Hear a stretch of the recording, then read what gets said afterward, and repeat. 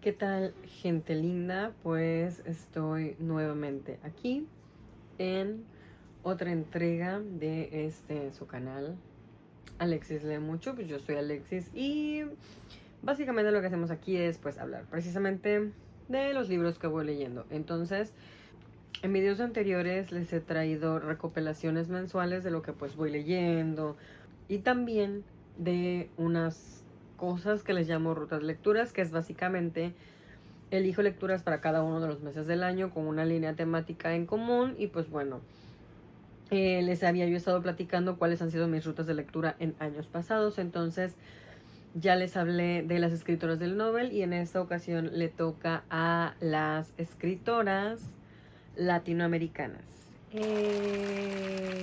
La verdad es que fue una de las rutas de lectura que he curado que más me ha gustado porque, número uno, me permitió descubrir eh, pues otras narrativas mucho más cercanas a lo que a mí me preocupa, a lo que a mí me gusta, porque son evidentemente mujeres que son un poco más contemporáneas, obviamente es literatura latinoamericana contemporánea, y buscando pues leer a más escritoras y con las que yo pudiera conectar y como encontrar pues más temas que me atraviesen de una manera en la que yo me sienta más identificada, pues bueno, así fue como llegamos a estas escritoras.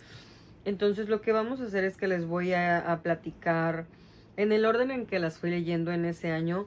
Esta ruta de lectura la hice en el 2024. El primer libro de esta ruta de lectura es uno que se llama Qué vergüenza, de la escritora chilena Paulina Flores. Y pues bueno, ese es un libro al que le puse 4 estrellas. Voy a leer textualmente la reseña que dejé en Goodreads. Son cuentos muy bonitos. Le puse 4 estrellas porque hay uno particularmente que me encantó, pero creo que objetivamente es un libro de 3.5. Las historias que construye Paulina Flores son historias de gente ordinaria, pero muestran la complejidad de las emociones humanas que nos ponen frente a frente con nuestros propios temores, que nos llevan de la mano a través de los recuerdos de lo que alguna vez nos pasó o le pasó al amigo de un amigo. Esa familiaridad, la inocencia de muchos de los personajes, ese desesperado querer entender las carencias, la soledad, el amor, hacen de este libro uno muy ameno de leer. Y sí, en realidad es un libro que se lee súper rápido, son cuentos muy cortos. Yo recuerdo que me dejó un muy buen sabor de boca. Digo, lo leí hace ya 2 años. Sin embargo, pues ahora hay un libro de Paulina Flores que sí tengo interés en leer, que es el de La próxima vez que te vea te mato.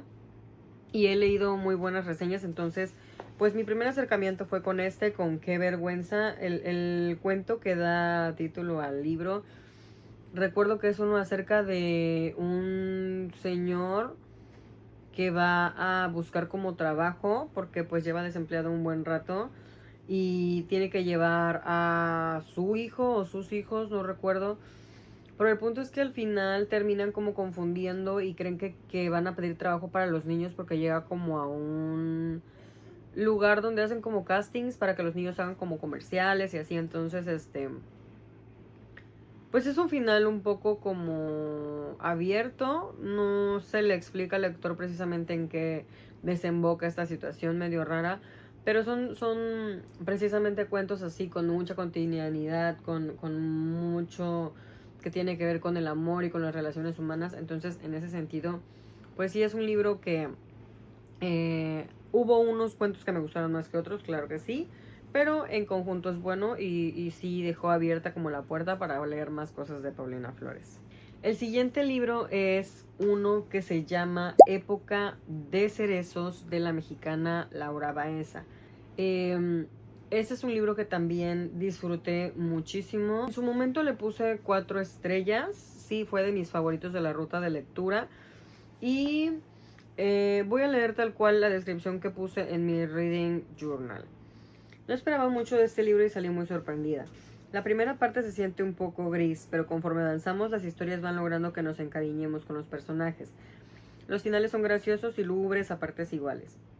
El pueblo de la historia me recuerda a Cuatza, por lo olvidado, controlado por el narco, sin ley que lo regule más que la del crimen. Me gusta que la forma en la que está escrito es súper sencilla, pero aborda temas muy complejos. Sin duda volvería a leerlo y lo recomendaría. En este precisamente, recuerdo que la primera parte de los cuentos, porque funcionan como historias independientes, pero en algún punto se interconectan, hablan acerca de un pueblo que está situado en algún lugar de México, quiero entender, pero cerca de ahí hay como una fábrica o una empresa, digamos, que se generan ciertas situaciones y ciertas catástrofes alrededor. Este, pero está muy interesante, está muy bien contado. Hay uno que me gustó mucho, que no recuerdo cómo se llama, pero el punto es que trata de un señor que tiene como un negocio, creo que es una ferretería, y se le meten a robar continuamente. Entonces un día él decide dormir ahí para atrapar a los ladrones y bueno, se hace un caos. Y también me gustó mucho uno que trata sobre un señor que deja su lugar natal me parece que en Centroamérica, para venir a trabajar como vigilante o velador o cuidador de un sitio que es como una bodega, entiendo, un lugar así como aislado. Y pues para pasar el tiempo él lo que hace es leer y se vuelve aficionado a corregir como las erratas que encuentra en los libros. Y empieza a escribirle a los editoriales para decirle, ¿sabes qué? Tienes una errata en tal y tal libro, en esto y el otro y el otro. Entonces empiezan a mandar libros, se los regalan. Y el final está padrísimo porque no tiene absolutamente nada que ver. O sea, es como un plot twist muy cañón. Pero sí me gustó mucho. Y Laura Baeza creo que es una escritora que hace poco vi que se puso, tuvo mucho auge su libro, el del lugar de la herida. Pero aparte de eso, ella tiene otros libros de poesía. Creo que yo tengo uno que se llama Ensayo de Orquesta, porque ella, aparte de escribir, también tocaba, creo que el violín. Pues su escritura me llegó, encontré muchas similitudes precisamente con este lugar en el que ella posiciona las primeras historias de este libro en particular, y pues se me asemejan mucho a la ciudad en la que yo vivo. Entonces, sí me gustó bastante. De ahí el tercer libro o el libro del mes de marzo fue Nuestra piel muerta, y a este le di 5 estrellas. Este libro creo que fue uno de los que más alto puntué en esta ruta de lectura. Se fue a mi top de ese año. Le voy a leer la reseña de Goodreads y aparte la que puse en mi Reading Journal, porque en ese entonces ponía reseñas diferentes. Es el mejor libro que he leído en lo que va del año. Me encanta el personaje principal y su inocencia feroz, su obsesión con la descomposición de los insectos y cómo eso determina la manera de ver su mundo. Es un libro doloroso también, pero es escrito con una belleza que hace que hasta el caos tenga sentido.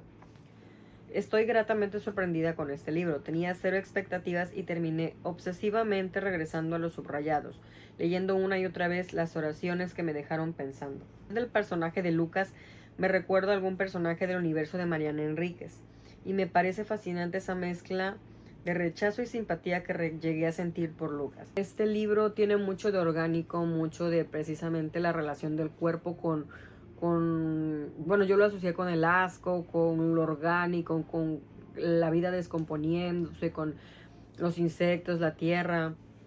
El protagonista es un niño que es rechazado, digamos, por su familia, un niño con muchas carencias que se ve enfrentado a muchas situaciones de violencia dentro de su hogar. Es un libro que me impactó mucho porque aunque es breve, es muy breve, tiene un lenguaje poético, pero al mismo tiempo es muy crudo y habla precisamente de esta relación de la familia y de la maldición del linaje y de cómo a veces queremos como romper, y la inocencia es lo único que nos salva de que no terminemos pues de perder la cabeza, tal vez, no lo sé, siendo niños, ¿no? De ahí tenemos el libro de abril, que fue Ustedes brillan en lo oscuro, de Liliana Colanzi, que es una escritora de Bolivia. No sé si mencioné, pero Natalia García Freire es ecuatoriana. Este libro es muy corto también, a ratos místico, a ratos hiperrealista. Me gustó mucho el cuento de Atomito y lo surreal que puede llegar a ser lo cotidiano. Tiene un corte similar, o más bien una voz narrativa muy parecida a la de García Freire. Creo que es lo latinoamericano, después de todo. El último cuento, que es el que da nombre al libro, también me gustó bastante. Siento que podría ser una miniserie de Netflix. Aunque es corto, es muy potente. Se vale mucho de la jerga popular para situar al lector donde ella quiere que se sitúe. Y sí, este libro, recuerdo que el cuento de Atomito se me hizo muy curioso, muy particular, porque está situado pues en una temporalidad del presente donde ya y de manera activa la autora involucra aspectos digitales como los WhatsApps, como los emojis, como los mensajes que escribimos cortos así de XQ para decir por qué. Y bueno, un rollo muy millennial, entonces eso me gustó mucho, se me hizo bastante divertido. O sea, son cuentos cortos también, y creo que me gusta esto de que las escritoras latinoamericanas le apuesten a la brevedad, pero ponen precisamente la calidad por encima de la cantidad, y creo que es algo que es muy necesario pues para poder captar más lectores, engancharlos y fomentar precisamente el hábito de la lectura. Por lo menos las escritoras latinoamericanas que yo logré leer en esta ruta de lectura lo hacen de una manera increíble. A ese también le puse 5 de 5. Después tenemos un libro que se llama Ceniza en la boca, que es una novela de la escritora mexicana Brenda Navarro. Ese es un libro con el que conecté muchísimo. Trata temas acerca del suicidio y la relación entre hermanos, la relación entre una madre y su hijo. A pesar de que esta persona ya no está, o cuando precisamente las personas nos dejan con este interrogante de por qué decidieron irse antes de tiempo, pues bueno, yo recuerdo que en ese entonces tenía una situationship con un chico que en su familia había tenido una situación de este tipo y que le habría costado como mucho trabajo analizar y superar. Entonces fue un libro con el que conecté mucho porque pues al identificar esta situación en una persona a la que yo apreciaba mucho, pues sí, me llegó mucho más. Me gustó mucho el estilo, como si todo fuera hablado, como una sobremesa en un domingo de bajón. No solo toca el tema del suicidio, sino de ser migrante, de la violencia, de sentir que nada de lo que haces te sale bien. Tengo muchas ganas de leer más cosas de Brenda Navarro. Y sí, esta es la historia de una chica que nos va contando precisamente cómo fue el enfrentarse al suicidio de su hermano, pero también cómo fue emigrar de México por un tema de violencia, por un tema de que pues su mamá estaba en otro lado y de que aquí en este país tenían que vivir con sus abuelos, y el tema de cómo eventualmente ella como adulta se va y estando allá, cómo se relaciona con los hombres, cómo es su relación con su hermano, cómo es su relación con el entorno, y sobre todo este síndrome de la impostora, o ese sentir que no eres suficiente, y bueno, muchas cosas, y creo que es un libro muy impactante porque habla sobre un tema bastante complicado que como lo es el suicidio, el ver a una persona que tú amas, que es parte de ti. Imagínate perder un hermano así, ¿no? Entonces, pues bueno, pero sí lo recomiendo muchísimo. Obviamente hay trigger warnings. Sin embargo, creo que es un libro que pues vale muchísimo la pena. En el libro de junio tenemos una novela que se llama Mandíbula, que es de la escritora Mónica Ojeda. Este es un libro que tira hacia el terror, hacia el horror, el thriller, digámoslo. Bien por la idea y el hecho de que está contextualizado en un tiempo actual. Mal porque hubo muchas partes que me dieron cringe. Eso es muy real. Sobre todo en los diálogos, que parecen sacados de La Rosa de Guadalupe. Bien por la exploración de lo femenino desde una perspectiva de lo violento y lo grotesco. La tensión narrativa está muy bien construida. El final va increciendo. Mi parte favorita, el ensayo sobre el miedo, aunque es poco creíble que una puberta lo haya escrito. Buen libro, pero no memorable. Le puse 3 de 5 estrellas. Y ese es un libro que habla acerca de cómo una maestra de secundaria vive una experiencia en la que unas alumnas, por robarle un examen para poder aprobar o sacar una buena calificación, van a casa de la maestra, pero la maestra llega antes de tiempo o está ahí, y bueno, la cosa sale muy mal, pues para que no las descubran, la amarran, la torturan, la golpean, y pues esta persona, digamos que pues le queda obviamente un trauma. Y nos enfrentan a esto de que incluso los niños o los adolescentes son personas muy crueles. Entonces, esta maestra, cuando decide reincorporarse a la vida laboral, aun cuando pues es como muy reciente este hecho, se reincorpora a otra secundaria, y existe un plot twist, un cambio de roles que precisamente viene de este trigger Y entonces la historia nos la narra una de las nuevas alumnas de la nueva escuela a la que esta profesora llega, y cómo estas chicas crean como una especie de secta, crean como una especie de retos y exploran precisamente esta idea del miedo, esta idea del dolor, de una manera un poco filosófica. Sin embargo, sí hay muchas escenas demasiado cringy. O sea, yo entiendo que son pubertos y sí me gustó mucho el hecho de que pues está también contextualizado en una época con la que es muy fácil empatizar. Pero pues de ella sí quiero leer algunas otras cosas. He escuchado que recomiendan mucho el de las voladoras. No he llegado a ese libro aún, pero espero hacerlo pronto. El siguiente libro, que fue el libro de julio y lo leí en verano, precisamente por el título, es El Invencible Verano de Liliana, de la escritora mexicana Cristina Rivera Garza. A este le di 4 de 5 estrellas. Tenía ya algo de tiempo de haber escuchado de este libro. Es la historia verídica del feminicidio de la hermana de la autora. Ver a una mujer joven desde la infancia crecer, enamorarse, independizarse, aprender, entrar a la universidad, hacer amigos, escribir. Sobre todo escribir. Las señales que mencionan en el libro, todas las conocemos y les hemos restado importancia. Y bueno, no puedo dejar de lado lo bien construido que está el libro, hecho de recuerdos de los amigos y seres queridos de Liliana, de la capacidad narrativa de Cristina, y también hay que mencionarlo, de los diálogos con los burócratas, con la gente que pudo haber sido testigo del crimen, que al día de hoy sigue impune. Me parece muy importante que ese libro llegue a más mujeres, para darles aunque sea las pautas básicas para identificar una situación de riesgo. Ese es un libro muy fuerte porque pues evidentemente vivimos en un país en el que la violencia hacia las mujeres, y bueno, en un mundo en general, la violencia hacia las mujeres está súper normalizada, y la justicia cuando se cometen crímenes de género, pues sí, evidentemente es completamente nula. Y bueno, hemos hecho avances, pues por supuesto que sí, sin embargo no hemos llegado al punto ideal.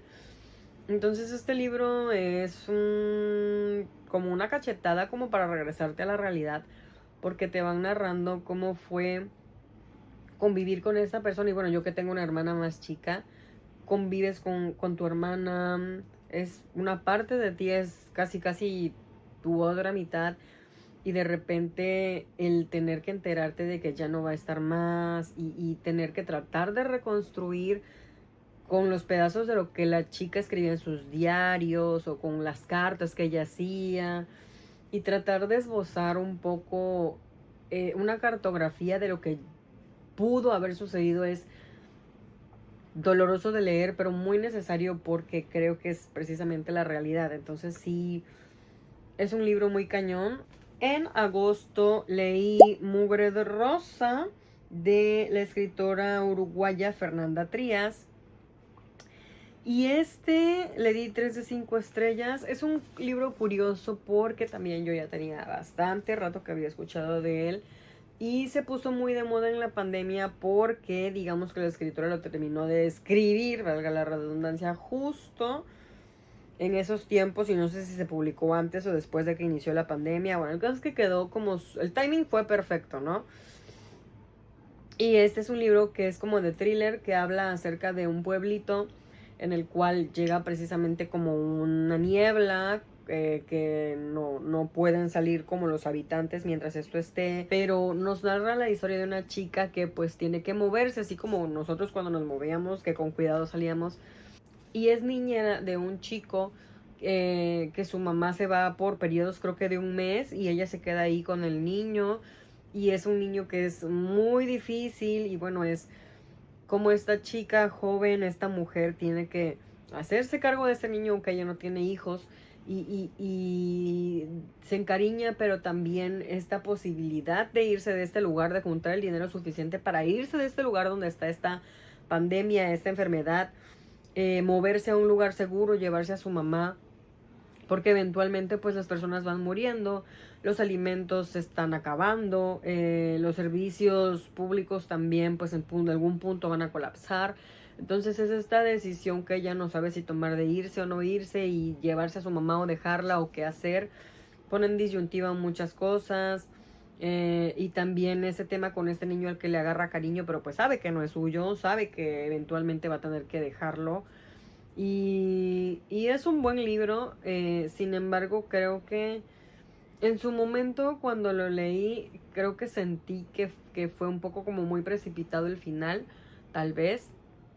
Sin embargo, es un libro entretenido, sí, creo que también el hecho de que, digo, involuntariamente tal vez, se haya sincronizado con la pandemia que nos tocó vivir, pues es como un fun fact. El libro que sigue es el libro de septiembre y fue uno que se llama El sonido de las olas, de la escritora Margarita García Roballo, que es colombiana.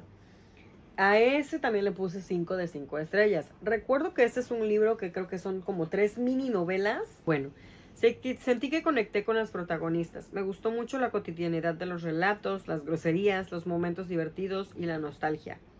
Ahora quiero leer todo lo que haya escrito la autora. Mi novela favorita, Lo que no aprendí, hay tanto enunciado en ese cuento, novela, que me hablaba a mí directamente. Me divertí muchísimo. Creo que hace mucho que no disfrutaba un libro así. Es un libro muy breve, desafortunadamente. No he podido regresar a la autora. Y bueno, este cuento de Lo que no aprendí nos habla acerca de una familia de varios hermanos de clase media que tiene esta aspiración a ser como ciertas amigas de la mamá que sí tienen dinero, que imita los modelos de vida americana. Esta chica tenía una relación como bien rara porque su papá, no sabíamos bien a qué se dedicaba, como que era curandero, pero de esta gente que cura como con energía. Una cosa muy rara. Y eso es súper interesante porque marca mucho toda la vida de toda la familia, porque el papá es como esta persona a la que no se le puede molestar cuando se encierra en su estudio, y luego van a estas fiestas de las amigas de las mamás. Y bueno, es un libro, digo, un cuento que me gustó mucho, y como está narrado de una forma desde la perspectiva de una niña adolescente, pues también fue bastante agradable de leer. Entonces, este libro, la verdad, en general, los 3 cuentos o las 3 novelas cortas son muy buenas, así que se los recomiendo ampliamente.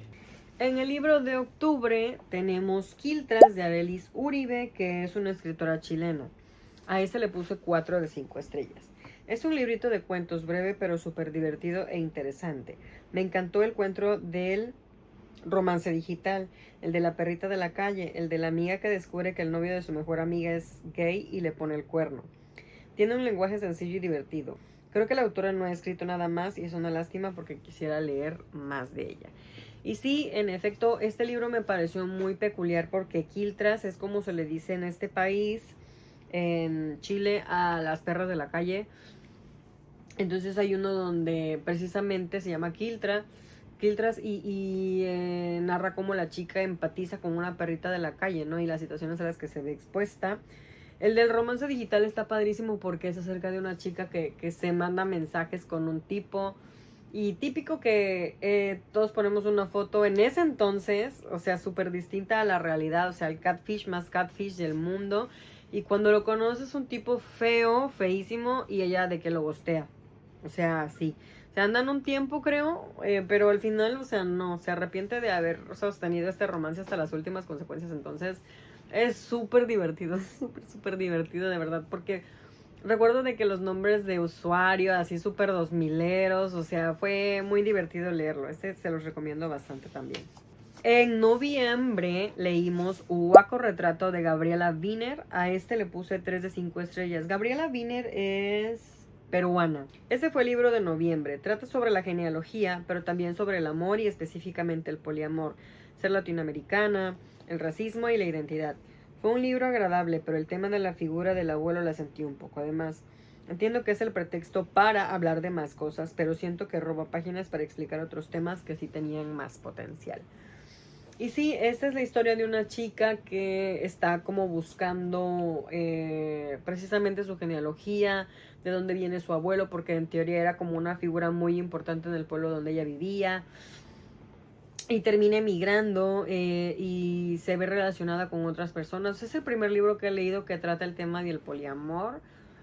Vive con su novia y con su otra pareja que es un hombre, y explican la dinámica de cómo llevan esta relación. Para mí eso fue muy interesante de leer porque no sé cómo funcionan esas cosas.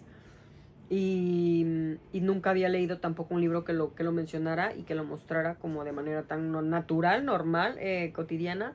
Entonces eso me agradó. Pero la verdad es que sí, recuerdo que a ratos me aburría un poco como todo este ir y venir sobre la figura del abuelo pues es interesante, la verdad es que sí es interesante, pero en cierto punto a lo mejor no es mi tipo de literatura, el estilo narrativo, tal vez, no lo sé. Por último, el libro de diciembre fue uno que se llama Rosa tumba quema, de la escritora salvadoreña Claudia Hernández. Este fue el que menos me gustó de todos. Bueno, le puse 2 de 5 estrellas y les voy a leer como la reseña. La idea es muy buena, pero la forma en que está escrita me hace pensar que fue la primera chamba del editor. Los personajes, al no tener nombre, son referidos como la hija, la tercera hija, la segunda, etc. Es súper confuso. Y eso hace que el lector se pierda y suelte el hilo, la tensión narrativa decaiga y se pierde el interés. Es una lástima, porque creo que es una historia bellísima y que tiene mucho que contar, pero la mitad del tiempo no supe de quién estaban hablando y fue una verdadera agonía esperar a que terminara. Y eso que también es un libro corto. Esta es la historia de cómo diferentes generaciones de mujeres se enfrentan a la guerrilla salvadoreña y al hecho de que sus maridos se tengan que ir pues a luchar. Y una dentro de esta familia, que creo que son 3 hermanas, te describen las personalidades de cada una, de que una quiere estudiar, la otra simplemente le gusta estar en la casa y que la consientan, la otra quiere ir con su papá al cerro a pelear, a seguirlo, a ayudarle.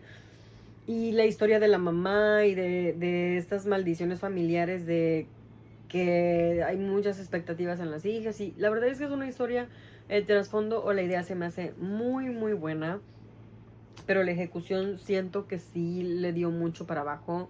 Y pues bueno, este fue el libro con el que cerré.